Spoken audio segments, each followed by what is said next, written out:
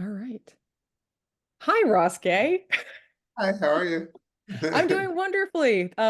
Everyone who is listening, you know how delighted I am because I'm sitting here with Ross Gay, who, among many other things, he's a best-selling author and he writes essays and poems and has won all sorts of awards. And I don't know if you still teach, but at least used to teach, and I would imagine you do still teach. Yes, would Yeah. be an amazing teacher. But for our purposes, truly inspirationally, he's the inspiration behind the delight practice that I've talked a lot about on my Substack. And Ross and I just hopped on the phone, so I haven't even told him the backstory of this. So I will share with all of you and him as well. There was some point during the pandemic when I was walking around talking to my friend Vanessa on the phone, and she said, I've been reading this book by this poet named Ross Gay, and it's about delights. And she told me a bit about the premise, which is basically that Ross wrote a poem nearly every day about something that delighted him, an essayette, excuse me. And Vanessa said, I think we should try this. And I was like, oh, okay, that's kind of interesting. And she said, you got to find something that delights you and put a finger in the air and say delight and just appreciate delights. That's great. And and so we kind of laughed about that. And then we also had a laugh because we were like, it would be pretty funny if instead of a delight practice, we flipped it around and just did anxiety, or like fear. If it was the middle of a very stressful time. So anyway, Vanessa and I started this, and then I started to write this book about fun, which has many, many overlaps. It's one of the many reasons I'm so excited to talk to you with you, Russ. And I worked that into it as a way to kind of build more playfulness and appreciation and, active paying attention, all sorts of positive things into our lives. And now, I mean, I always talk about you in your book, but I bring it up every time I give a talk. And I've been getting whole audiences of people to put their fingers in the air and say delight and to share this practice. And I've even had, I remember running into a guy outside a men's room at some conference I did, and he goes, we just did that delight thing in the men's room at the urinal. And I feel like you would find that to be delightful. And That's my family and I have started a delight practice. So I'm showing Ross right now. I have a jar of delights, and that's my daughter's handwriting, which I think is itself a delight. And we write delights down and love it. just have a jar of delights. And she and I mean, a whole family, but my daughter, she's 9. We have a delight practice ourselves. And whenever we see a beautiful tree or like something that delights us, we point them out to each other. And there's even an alley that we walk down. I deliberately park a bit further away from her school than I need to, so we can walk down what we call Delight Alley. So all this is to say, your work has profoundly affected my life, and I know it's affected millions of other people's lives. And I'm just absolutely thrilled to get to talk to you today. Oh, thank you. Yeah, I'm glad to talk to you too. What's in that alley? The alley, you'd appreciate this. It's a garden. So Ross also is from Philadelphia, and it's on Waverly Street around 24th Street. And it's a guy who has created a garden that wraps around his block, like around the corner, because they have a corner house. And he's got all sorts of beautiful flowering plants that are a delight in all seasons. And you kind of have to weave your way through the plants to get down the sidewalk because they're on both sides of the sidewalk, which is already narrow. And there's Mhm. just so many little things to notice in there. And as a kind of additional delight, she and I once saw a woman cooking in the kitchen through the window. And so did we go up and knock on the door and talk to her? Yes, we did. And we're like, this is Delight Alley. It's her husband. Anyway, and then I subsequently met him. But I guess it really is a manifestation of what you talk about, delights leading to more delights and this feeling of connection with people. Yeah, Um, totally. Totally. That's it, man. I used to live on Jessup Street in Philadelphia, which was there was all cherry blossoms. So oh, that was one of those alleys you walk through, and it's not far from Waverly. You walk through it, and it's just like, golly. yeah, Yeah. exactly. So I feel like be remiss if I didn't start a conversation today by asking you, Ross Gay, something that delighted you today. I should also say we have a chat on my Substack. We have a group chat going on where people, strangers from around the world, drop delights in. It's all delights. I can send you a link, but it's so lovely. So I know that the people in that chat are going to be very upset if I don't ask you if what's something that's delighted you today. Well, many things. I was actually kind of just walking around the garden a little bit, and I saw ladybugs cavorting on the gooseberry bushes, Yes, and we do. that was good. And I saw that like cuttings of grapes. You propagate grapes by just taking a cutting and sticking it in the ground. That's a miracle. That delighted me. Saw some friends early already. Um, that delighted me. Many things. It's this time of year. There's a fruit bush called a gumi, Oh, and Yeah, and it's just the most beautiful thing. It's just the most beautiful creature in the world. It like has these kind of very, it shimmers a little bit. These leaves, these sort of petite leaves that shimmer are kind of like gray green, and but they make these flowers that are the way they smell, it's just like it's too much how good they smell. So Huh. anyway, yeah. Is it really called a gumi or is that a nickname? Like, I mean Gumi. Yeah. huh, okay. Related to autumn olive, which Oh, a yeah. silverberry. Yeah. I didn't Uh-huh. know that they smelled this time of year. My daughter and I go around and she loves, like, I mean, I do too, collecting the berries in the autumn. Yes, man. Yeah. So yeah, cousins. I also should point out anyone listening, it's like 11:15 here, so Ross has already encountered at least like a dozen delights. You- One question I want to ask you, were you always like this? Were you always noticing delights?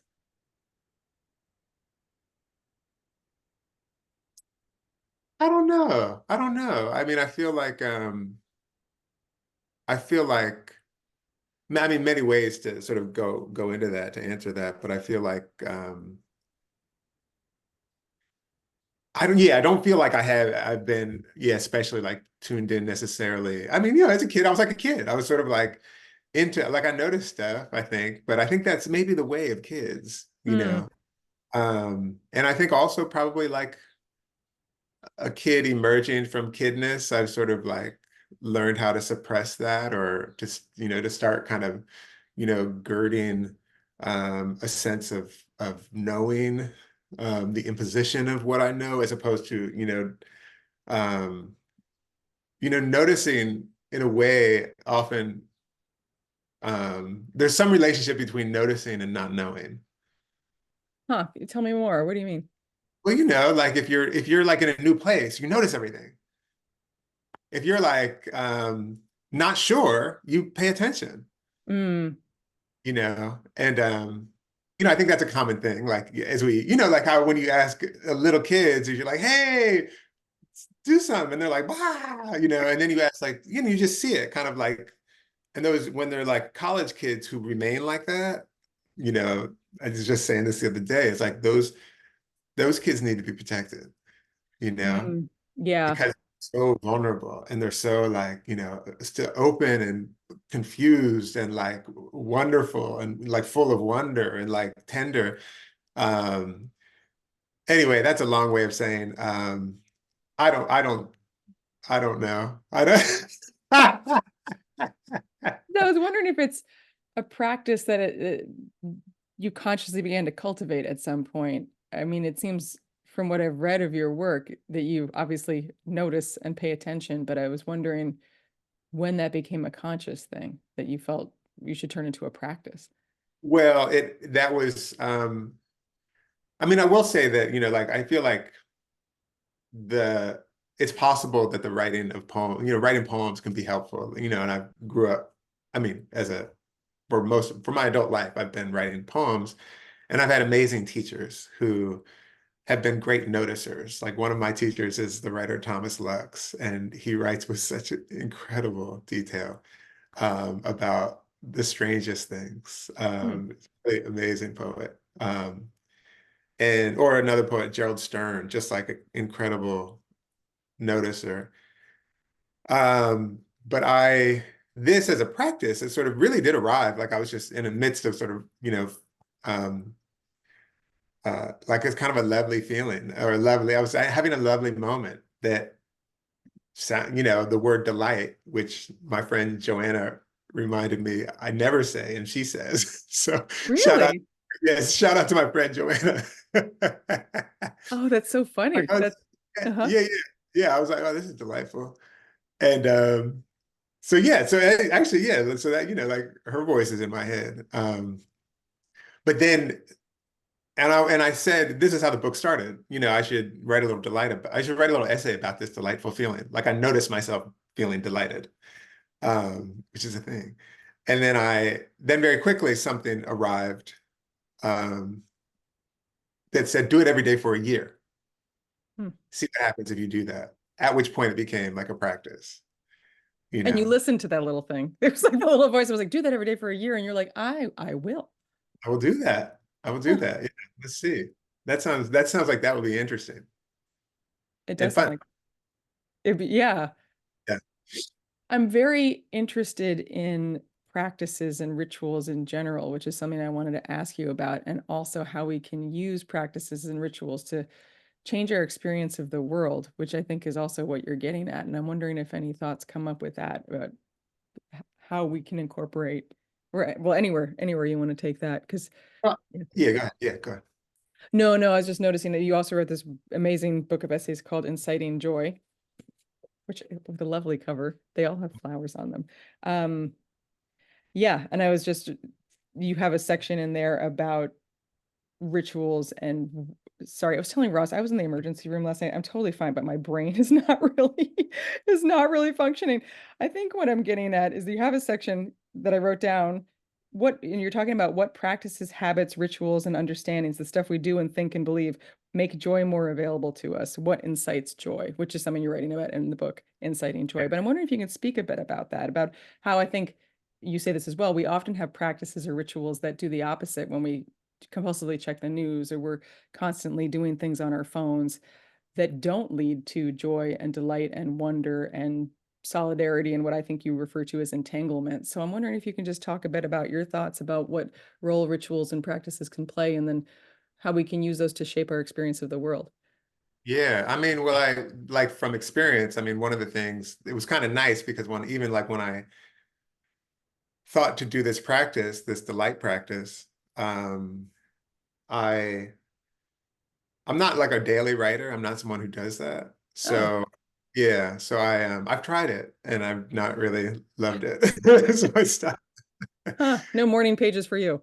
No, no, it hasn't been my way. I remember like a very short time where me and a buddy were like, yeah, let's be serious writers and get up at 5:30 in the morning. And we'd do that and then we'd meet for coffee and then like just be miserable. And, It's and always 5:30 in the morning, right? It's always like get I up know, before dawn I with a know. cup of tea. I know.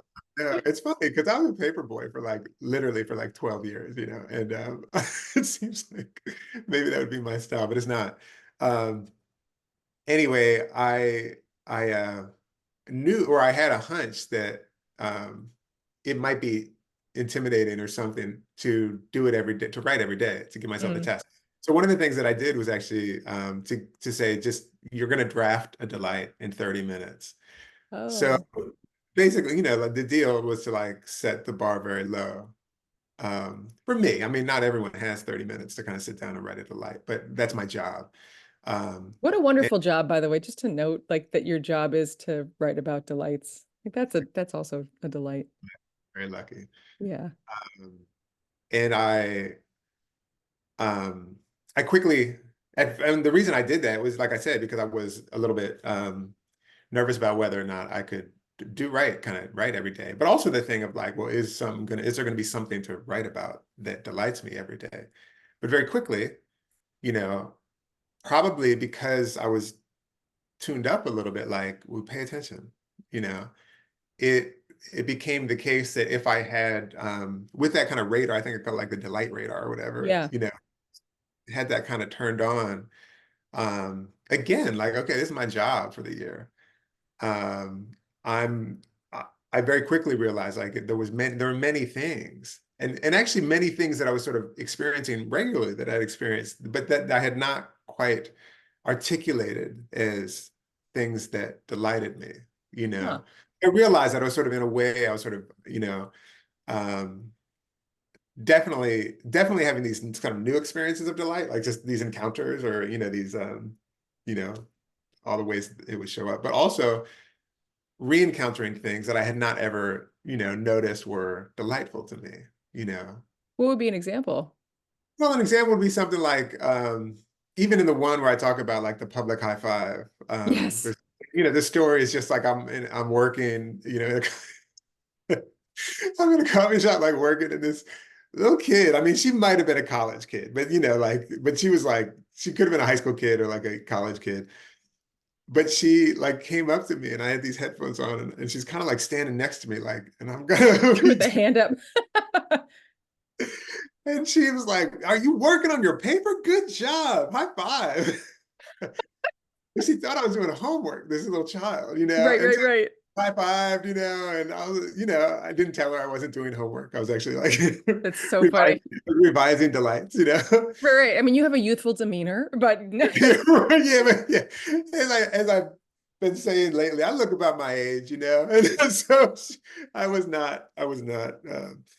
And but the thing that I realized in the midst of high-fiving this kid who I didn't know was that I always love those kind of, as I say, pleasant public physical interactions with strangers, you know, like Mhm. that's something, you know, like down there near where you are, Sarcone's in Philly, that little bakery, this beautiful bakery, and it's something I had to learn how to do because I grew up outside of Philly, but I moved to this neighborhood in a way like I sort of, you know, my mother's from Minnesota, she's very Midwestern, and my Mhm. father, um, I don't know. I was in Sarcone's, and you gotta shove to get your bread. And I remember this woman behind the counter. She was an angel. She was like, "Honey, if you don't shove, you're not gonna get any bread." That's got so many delights in it, the honey. I know. I loved her. Condoning shoving as a I know, because she just saw me. I was just like, you know, being polite to all these people. Like, "Woman, It's so funny. you gotta come on, you know." Right, right. But anyway, so you know that's an example. Like I appreciate that. Or you know, you play ball. I love to play basketball, and there's a kind of like part of the interaction is a kind of pleasant, you know, to me, public physical interaction with people who are strangers. Mhm. Until you know, when you play ball with them, they stop being strangers in a way. But anyway, that's an example. You Yeah. know, or like another example is like I mentioned like these bobblehead dolls, you know, that people put on their windows or on their cars. It's like, yeah, those always tickled me, but I never like articulated them as tickling me. Huh. Yeah. You know? Like it gave me a feeling. Like there was one, you know, that my friend Laurel actually like left here for years. It was just like, you know, my friends Chris and Laurel, and I don't know how it got, I don't know why it's here, but and I would never take it away. And I'd always feel this really nice feeling at this little thing. I think it was like a flower. And it was just like forever. It was just like always. I want everyone to know who's listening, Russ is imitating a bobblehead doll right now, which is really very, very delightful to me.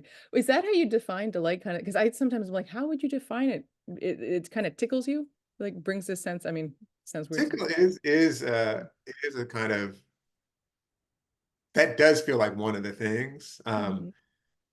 And I have been thinking a lot about this. I mean, that's funny. I was just like I was cleaning up a little bit, and I was picking up this beautiful book by Bernadette Mayer called Midwinter Day. It's a book Hmm. she wrote, a poem, thorough poem. Anyway, there's this little note that I must have written like last year, and it says, "Delight is the pleasurable signal of connection." Oh, And I think that's sort of what it is, you know. I'm writing it down. Yeah. The pleasurable signal of connection. Tell me more. And I think I further sort of think about it that the pleasurable evidence of life, Hmm. and to be delighting, to notice oneself in delight maybe means to be recognizing oneself as life, or to be participating as life. Um, I love that. Is it as seems to opposed to this other encompass. thing. Oh, go ahead. Yeah, Mhm. you go. No, you go. You go. Okay. Well, you know,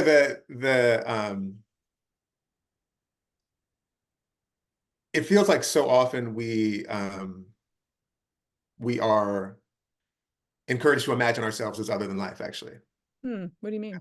Even in terms of the way we refer to nature, you know, as though it doesn't include the critters Us. that we, yeah, you know, but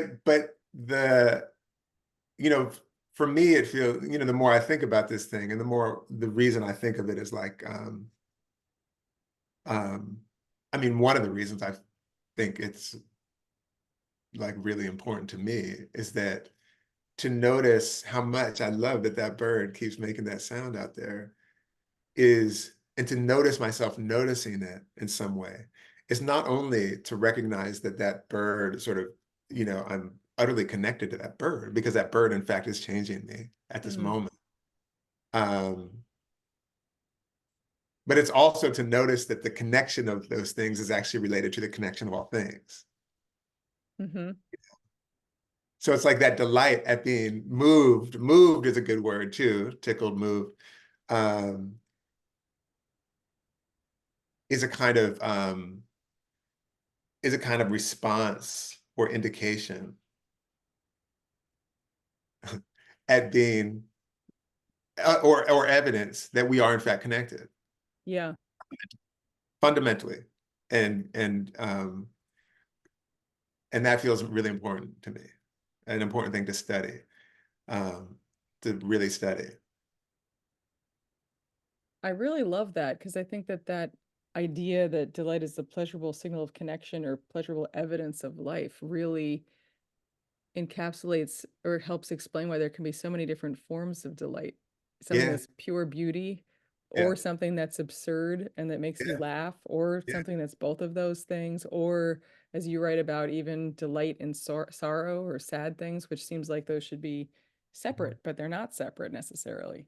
Right. Yeah, yeah.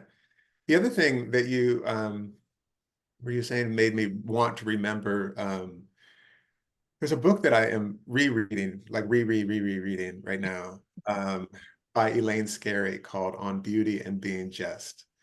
And in it, she sort of talks about, this is a book that I read a while ago. Um, but then I was rereading it recently because I was trying to like think more about like what is delight. Um, and she talks about, she in the book is sort of a defense of beauty in a way. And she's a professor, and she's sort of saying because they're at the moment she's writing it, which is in the late 90s, um, there needed to be a defense of beauty, you know. And she does all of this beautiful kind of defining of beauty, like what beauty makes us do, and it's sort of it's a philosophical book. But among the things that beauty makes us do, compels us to do, she's across the board, like we cannot really resist this, is to make versions of it. Hmm. It requires us to replicate it.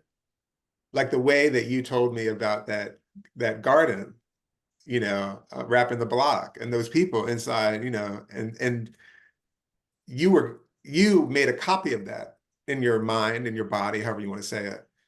And you were kind of waiting to tell me about it, you Oh, Ross, know? I have been waiting for years.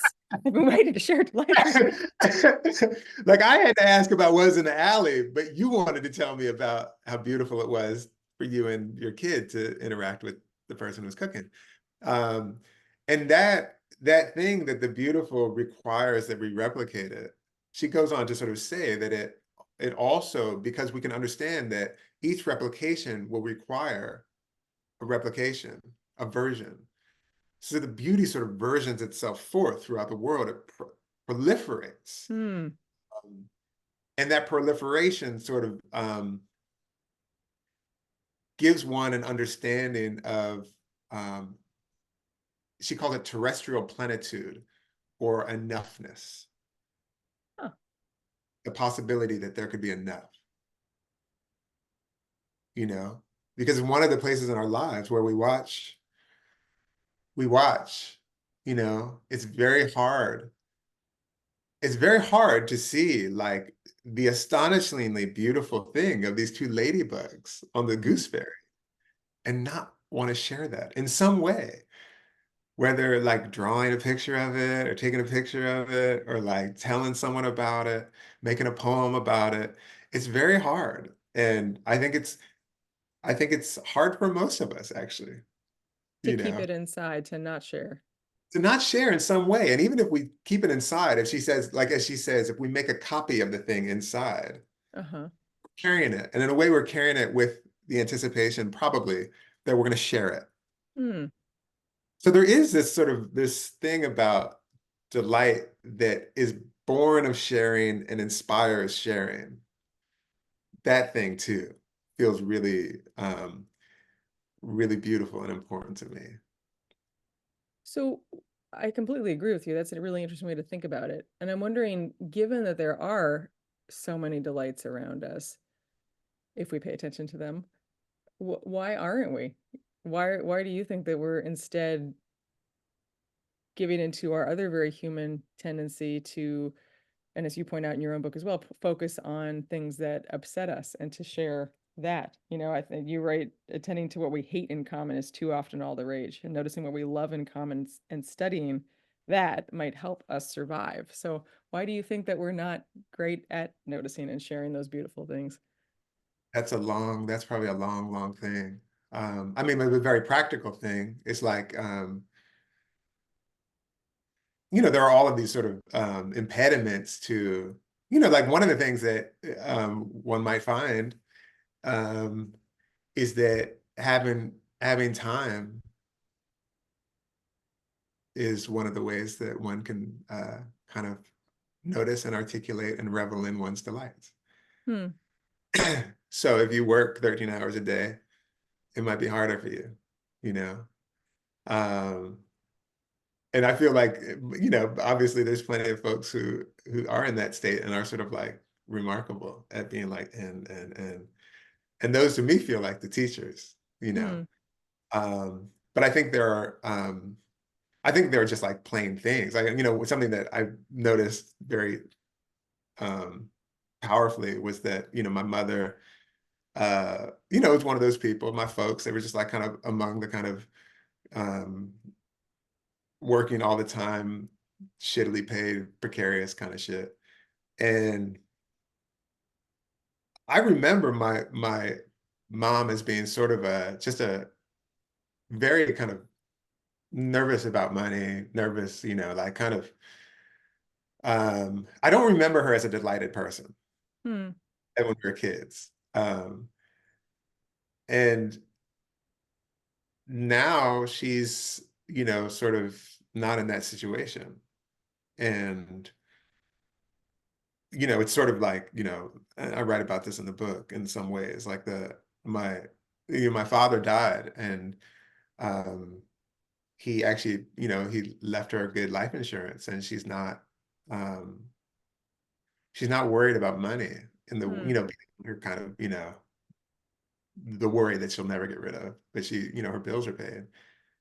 And she is constantly talking about, oh my God, did this, oh my God, did that, oh my God, did this, oh my God, did that, Huh. you know.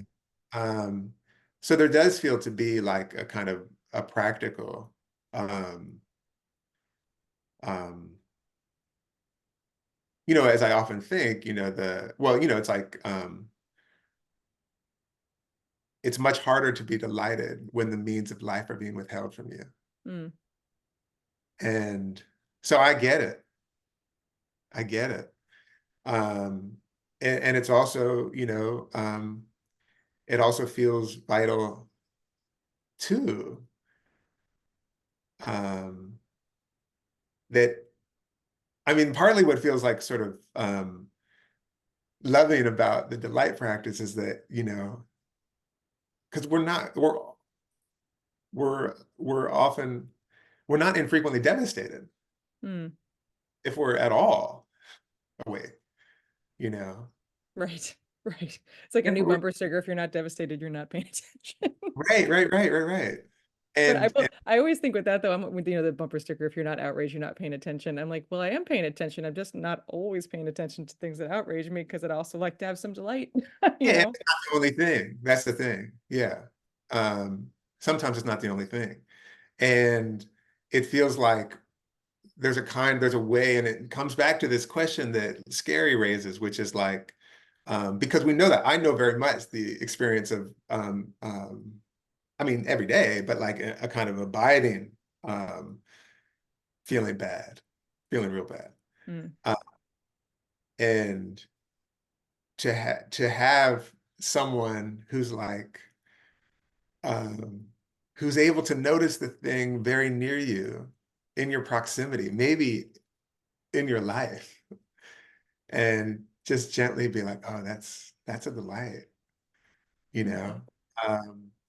So which is to say that I think there's something about we help each other when we're able to, sort of gently share. It is really, it's like we're sharing what we love, Hmm. we're sharing what we love. Um, Delight and that kind of connection thing, another word for connection is love. Hmm. And delight is a pleasant evidence of love because also heartbreak is the evidence of love. Hmm. Sorrow is the evidence of love. Rage is the evidence often of love. Devastation, all those things. Delight is the pleasant evidence of love. Um, Connection. And so to be able to sort of um, offer that as well in the way that, like Scary says, that it kind of proliferates and encourages that feels, yeah, it just feels like really, really moving to me. I also should say, like, I I was when I was writing this version of this book, um, I was in therapy and this dude, he was like, he basically was like, you have a hard time trusting people. Oh. But he said it more emphatically than that, but that's more or less what he said. Huh. And I cracked up because I was like, oh, isn't that interesting? In a Hmm. way, I'm studying the proof that that I'm studying this thing that I hadn't yet articulated as connection, but I'm studying, you know, Oh. because the project of the book is very much almost, I mean, like it's almost always sort of succumbing to someone's gentleness, whether it's the case of like a kid wanting to give a high five or um or something like that, or like watching someone like roller skating down the street, or watching other people kind of tend to one another. It feels like that's one of the things too, that Mm-hmm. um it's it's uh it's the evidence for why um we to me, obviously I was right, I wasn't just writing this book because that's sort of the answer to your first question. Like I wasn't writing this book because, oh yeah, I got some million delights. In a way, I was sort of writing it probably to make to practice the making uh of an experience or something like that. To actually create more delight by noticing it, you mean? Or what do you mean? To sort of grow, yeah, yeah, yeah, to sort of grow the more, obviously that, I mean, that's like that's I think plenty of people, spiritual teachers always talk about that what you study grows. Mm. Uh, and I feel like that for sure is something that even just that little thing of like, yeah, when you're describing something, you notice that's like your thing. You're gonna be like, oh, okay. Oh, I can see it. Oh, there it is too. Oh, there it is too. Oh, there it is too. There it is too. Uh, Right. okay. And it's just like, oh, okay, okay. There's a kind of um, abundance of this stuff when I'm looking very hard for it. I think to me that's something that was particularly and is particularly powerful about this concept is that it's so easy just to focus on the headlines in the news, and you just don't notice that there are all these joys and delights at the same time, and that you don't, one doesn't negate the other. It's not paying attention to the world's problems, but also paying attention to the ladybugs. And it reminds me, you probably seen this documentary, Mission Joy, about the Dalai Lama and Archbishop Desmond Tutu. I haven't seen it. I haven't seen it. Oh, I think, yeah. Ross Gay, Okay, of check it all out. people in the world, this movie, and it's based on a book called, it's on my shelf behind me, The Book of Joy. It's called The Book of Okay, Joy. okay, And it's basically about the friendship between the Dalai Lama and Archbishop Desmond Tutu. And they turned it into a documentary because, as you may know, they had a really mischievous, playful, joyful friendship. And there's a part of sorry, my insulin pump is going on in the background if anyone is hearing beeps. There's a part of the documentary where I think it's the Dalai Lama talks about how if you just look at the headlines in the news, you'll think that there's nothing but despair and trauma going on in the world. But there's more than just the headlines. And it's very important to pay attention to the sources of joy as well, for many reasons, I would say, but that it's not irresponsible to pay attention to joy and delight. And I think what you're talking about is so interesting in terms of training ourselves to also notice those things, and that when you start to tune into them, you start to notice they are all around us. And when you're talking about kind of who can notice delight, I hear what you're saying, but I've also found for me, it's like if I was just thinking about how I was revising I have a book called How to Break Up with Your Phone, which also seems in line with your philosophy.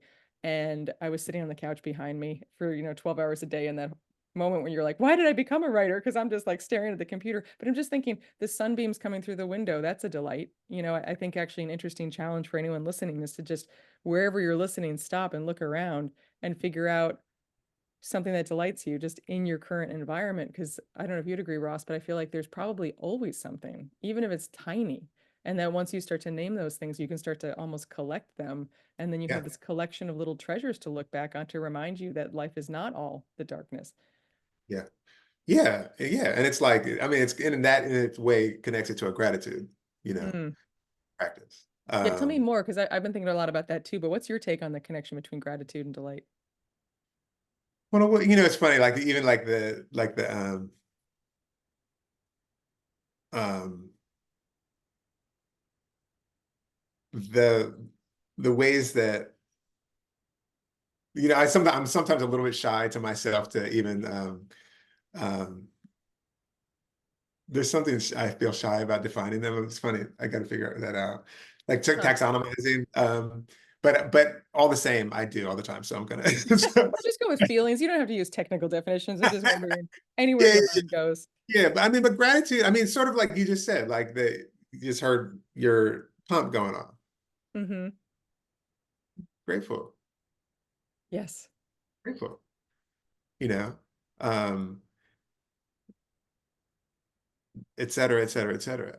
Yeah. You know, like I think to me, like there's a kind of there's a version of the gratitude practice that is it's effectively a kind of like accumulation justification practice. It's like Mm. it's gratitude for my Hummer.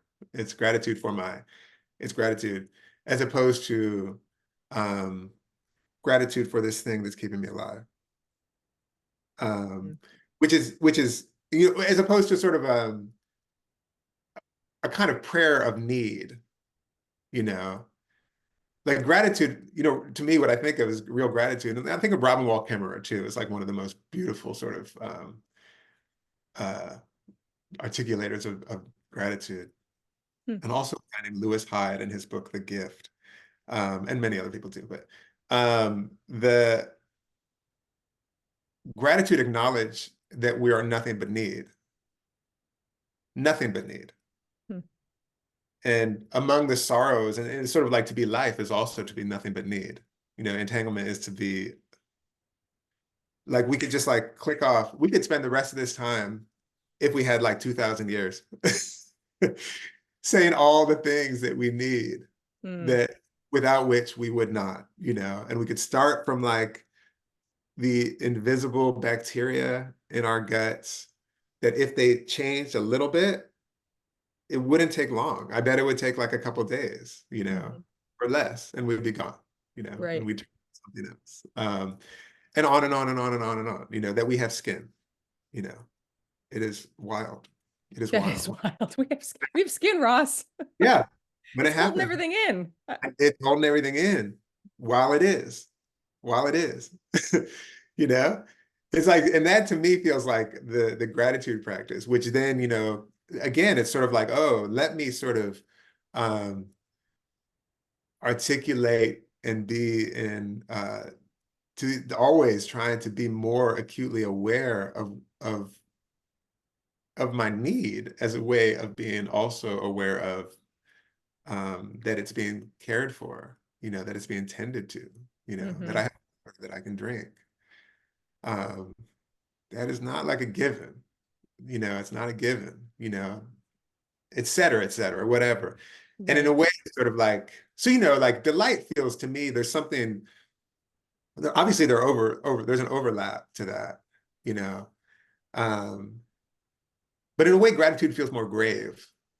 Hmm. Like joy. I think of gratitude and joy being very sort of tied up together. And delight feels like um, it's absolutely connected to all of it. It's connected to the grave as well, just because we're people. We're creatures, we're changing. But also because there is this kind of the way it sort of delight sort of flickers forth or something, or like Yeah. you know, It's kind of like a little, the word that comes to my mind is delight has this celebration kind of inherent in it. yeah, And yeah, gratitude does too, but like you're saying, it doesn't feel as kind of, I mean, I just always make this gesture of kind of going Yeah, forth. Like there's yeah, something about, and I'm always like, delight, it's delight, you know, or it's just the lightness or this kind of feeling of delight. But I think there is an element of celebration. And like you're saying, it is gratitude, but it does have a slightly different flavor to it. yeah, yeah, yeah, yeah. Yeah, right. That's right. Yeah. How often do you cry from this? You were just talking about my pump, and just I'm thinking about all the little examples you gave, and I don't know if you saw a second or two ago, my eyes are totally watering because there's this beauty to it, right? Like I think a lot of times people mistakenly think delight or and fun or whatever is frivolous, but there's this power to it. I wonder, do you cry all the time?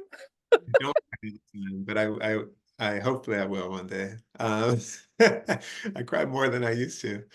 Um, God, I cried at that movie Cinema Paradiso when I was watching it with my mom recently. I was just like, holy cow. It was so moving to me. Right, moving to being with my mom and like, I don't Yeah. know, just like God. And she was not crying, but she came out of me like, Rossi, I think that's like one of the best movies I've ever seen. I feel like my Cinema Paradiso experience might, I think it was this. Oh no, I saw a movie in college that was in an actual movie theater, and we were in the middle of the movie, and all of a sudden the film literally caught fire in the Whoa. projector, and so all of the it just crumpled up and burned, and which That I feel like happens in in some weird twisted way was a delight to kind of see this, and then they had to stop the film, and then they patched it, and we kept going. I don't know what we missed in that oh, moment, but I don't know, that for some reason strikes me as a bizarre form of a delight of just all being in this movie theater, all engrossed, and then like the film goes up and yeah, just man. melted. You learned that film's a real thing. Yes. Yes, Films are exactly. Exactly. man. Yeah. Um, yes. Well, I could talk to you forever. And hope that we get But I to do want to actually. say that just to connect back to what you were saying, it's Yeah. utterly moving. It's utterly moving. Hmm. It's like that that thing of like what I think of, the joy, when I think about joy as being like kind of the well, I think of the practice of our entanglement, but I also think of it as being like how we tend to one another through our sorrows. Hmm. And, and if you believe, like I do, that everyone's heartbroken, like you don't get out of it, um, and that it might be attempting to sort of ima- stay with that, um, might be a source of like a sort of reaching toward source, source of or the engine that by which we reach toward one another. That feels very important. And the other thing that I wanted to say is that it feels important that um, the study and articulation of what we love grows what we love, Hmm. you know. And there is the study, articulation, and sharing of what we love, And this sort of comes back to that Elaine Scarry, the way she thinks so beautifully about it, on beauty and being just, for those of you. And there's a line in a poem by the poet Cornelius Eady that says, I'm a brick in a house that's being built around your house. Huh. And in a way, it feels like the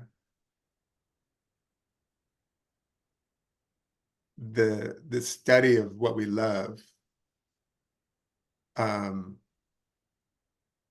is an attempt to grow, is an attempt to sort of make that be, the house, whatever, or the thing that we live in, um, that it might become bigger than um, than the brutality, Hmm.